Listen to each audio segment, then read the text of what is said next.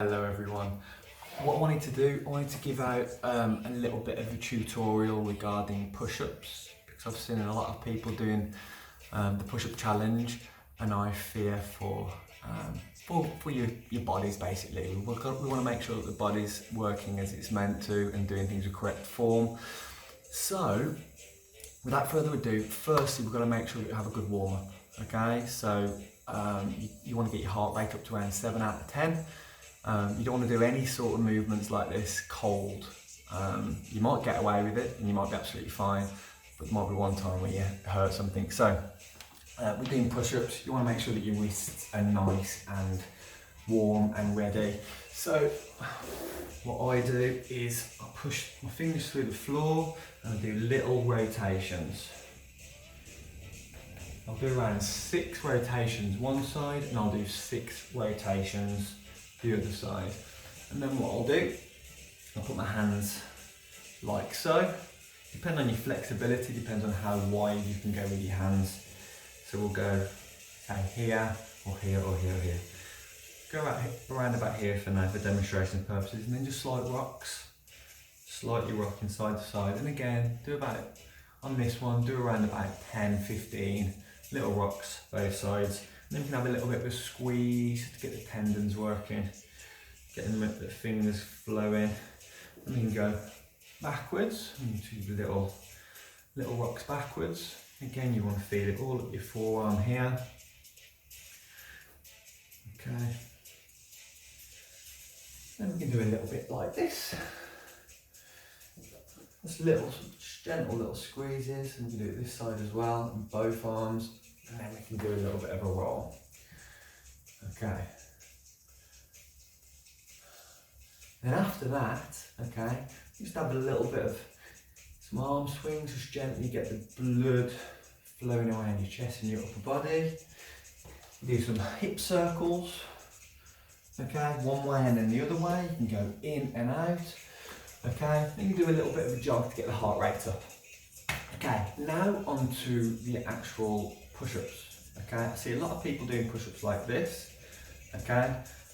They are a lot easier than a strict push-up, and they give less stability. It's a less compact move, so that there's more likeliness of having shoulder injuries and things going on with the pectorals and things. So I like to keep all my clients nice and tight movement like that. So if you look from the side, it doesn't matter what progression you're doing, you want your hands around about there beneath your shoulders, and you want to drive so you've got 90 degrees, your wrist, your forearms perpendicular to the floor, and press like so. It doesn't matter what progression you're at, that's the movement, okay? When you're at the top, you want to make sure you're pushing your shoulders forward. I've seen a lot of people with their scapulars out, like so. Again, it's not stable, okay? So you want to be pushing your shoulders forward. Okay, onto the progressions now. What we can do, you can do them on your knees, okay? But I would say the starting progression for something like this would be against the wall. However, the issue with the wall is you can't get your head close enough, so you're not getting full range of motion. So just to get a rough feel of the movement before doing anything else, let me just lift us up here a little bit so you can see. Okay, so it'll be nice and close to the wall, again aiming for that 90 degree at the elbow, and just feel that movement. And when we're moving, we want to squeeze our glutes, squeeze our heels together, and keep everything locked into one unit. See a lot of people doing push-ups like this, see a lot of people dipping like this. We want strict, we want to be working ergonomically with the body. Okay, so after this move, what I think most people will be cool doing, everyone's got a worktop. This is around about a worktop height. Okay, this is around about a worktop height. So you can put your hands on the worktop, again, making sure that you're getting that 90 degrees at the elbows.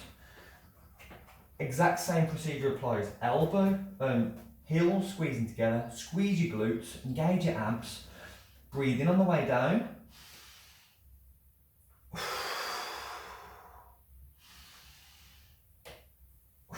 And you can see from that angle, I'm at 90 degrees, that's a strong position, okay? And then progressing on from that, we can go on to our knees. Or something that's lower, for example, you could do that exact same movement on the sofa, on your knees, okay? So if you're on the sofa, something this sort of height on your knees, make sure you've got a cushion underneath your knees to make sure it's nice and safe, okay? And exactly the same. You want to be strong from your knees, straight line, straight up to your shoulders as one unit. Any breaks in the kinetic chain, and there'll be issues. Any breaks in your posterior, anterior chain, there'll be issues. So keep everything nice and tight. Then we're going to go onto the floor. Okay, and if you're doing it on the floor, make sure that you're pushing your heels close to your bum, so then you actually rest on the soft piece of your knee, soft muscular piece on your knee. Okay, exactly the same. Big breath in, squeeze your glutes, knees together, drop down.